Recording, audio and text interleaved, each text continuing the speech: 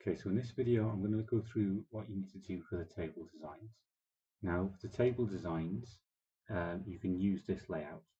So for each table in your ERD, and your ERD, remember, should look like this, and you should all have one already. So for each table, each entity, you need to tell me about the details of each field. So I have a current ID, or curator ID, which is my primary key for this table curators. I tell you the type of data type. I tell you how long it's going to be. I tell you its validation. I tell you the description, and I give an example of the data. Always remember, guys, that this document is for someone else except you.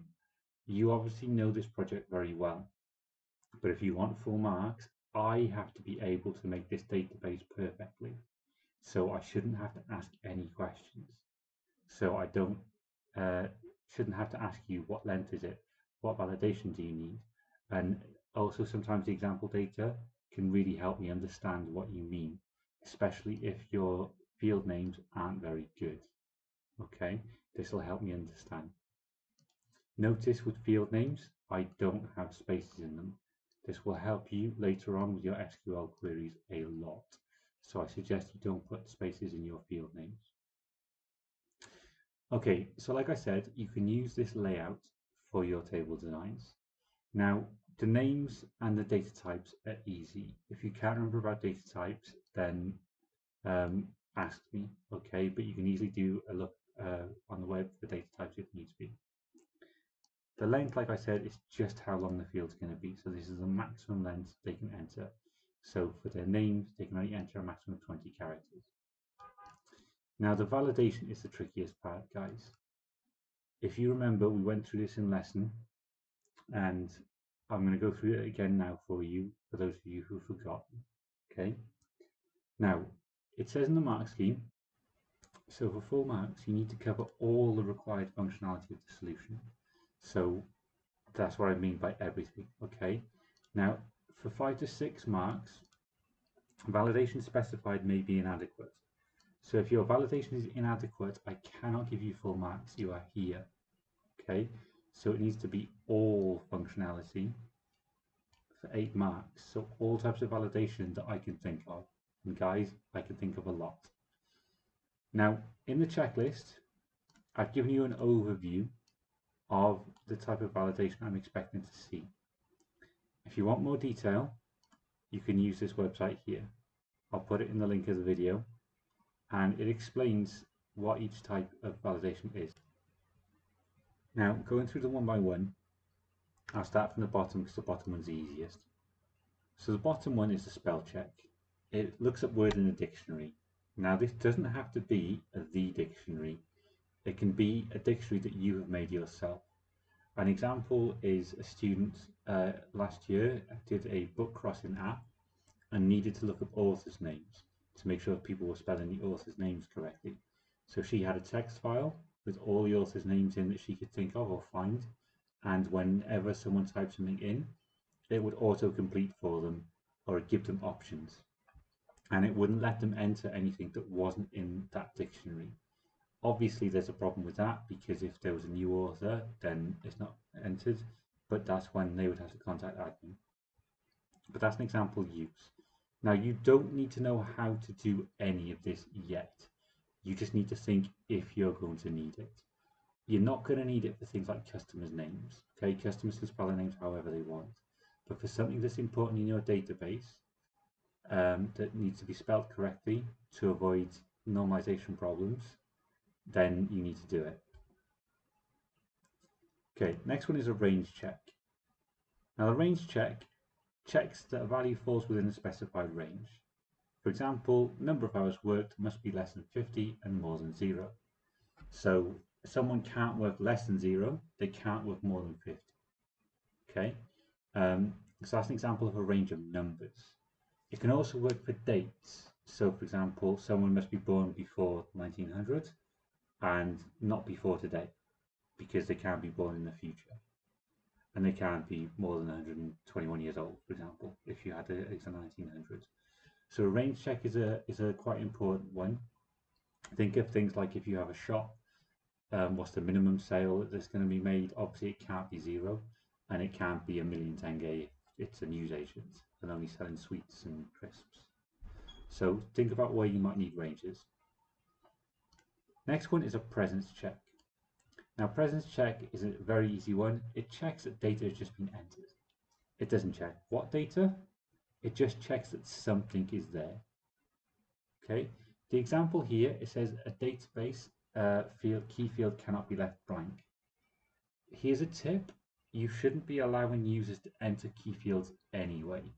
They should be filled in automatically for them because a key field is important for relationships and we don't want people making mistakes with that. But for something, for example, like a customer name, that's important we have it. We can't really validate it any other way except to check they put one in.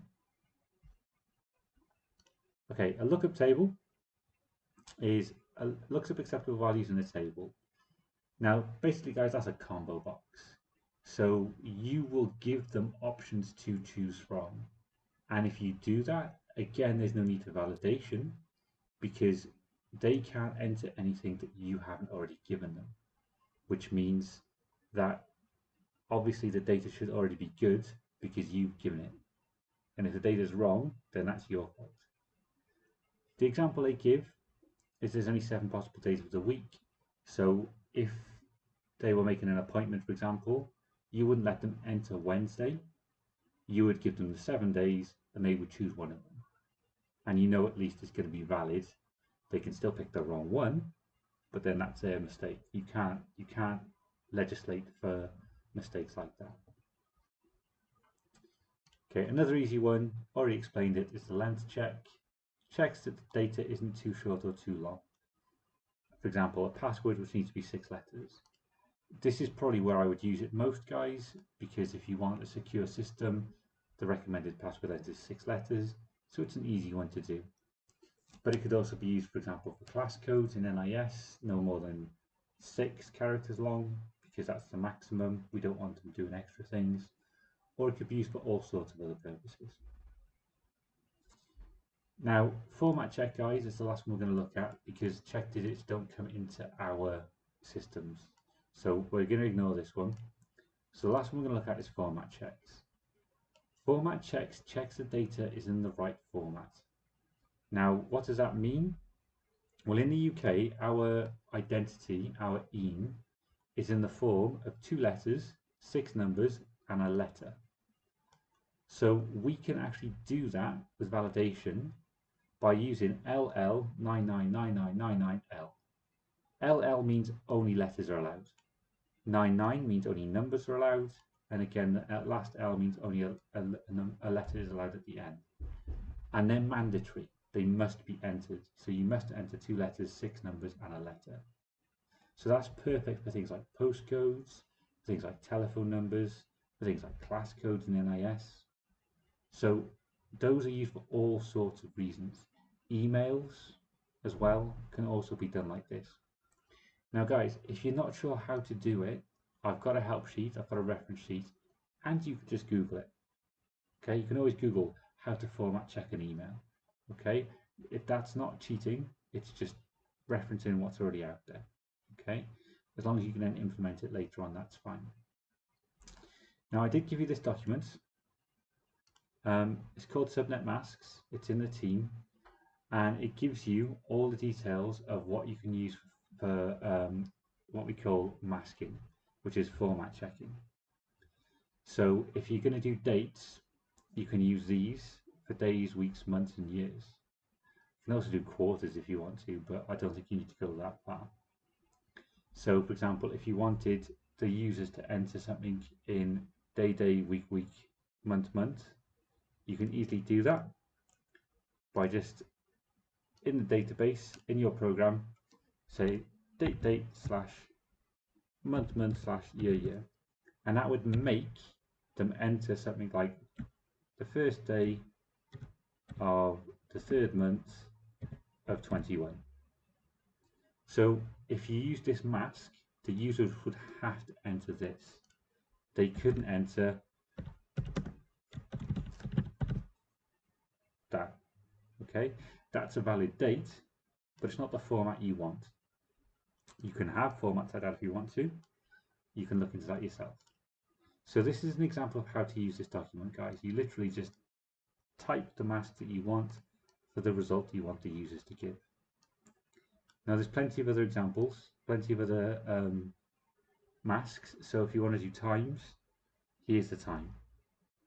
If you want to do alphabetical characters or any other letters, here's how to do it. Now I've been using the example of the NIS class codes. So we have something like 12C, but we can also have 11AB.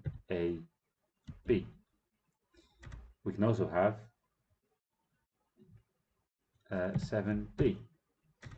But there's a pattern here, okay? We always start off with a number. So we look at our list.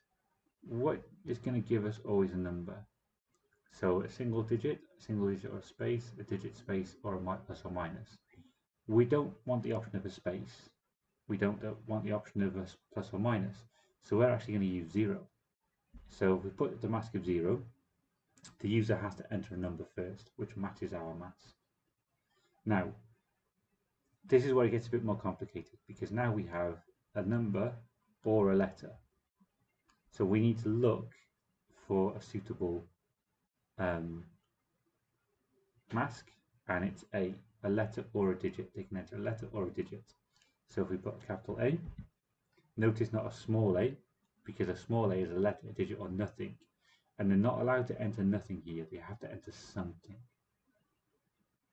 Okay, now we're on to trickier stuff again, because now we have a letter or a space.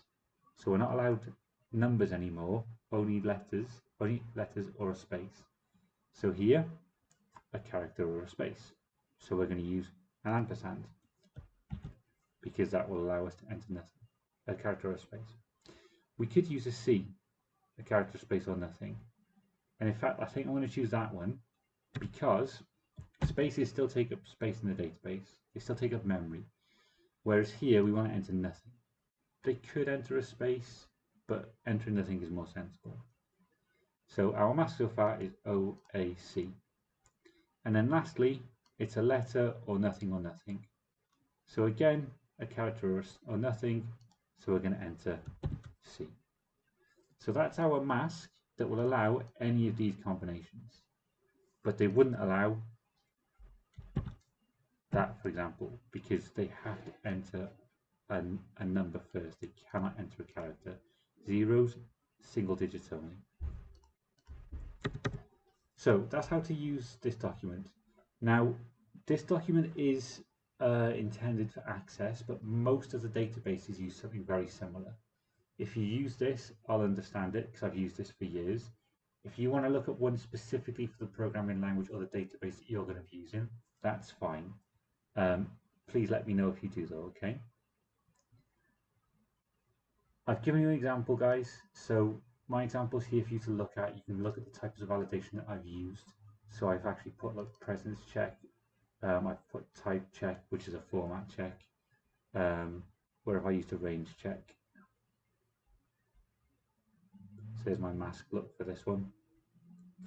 I haven't used a range check. I didn't need to for my project, but you guys are going to need all sorts. So for example, if you've got dates, currency, any type of numbers, you're probably going to need a range check. Okay guys, I know I went through that very quickly, but if you need to ask me any questions, of course you always can. Please just message me and I'll help you with anything. Try it, I'll give you feedback when I mark it, and I'll suggest that you add in some different validation if I think it's needed.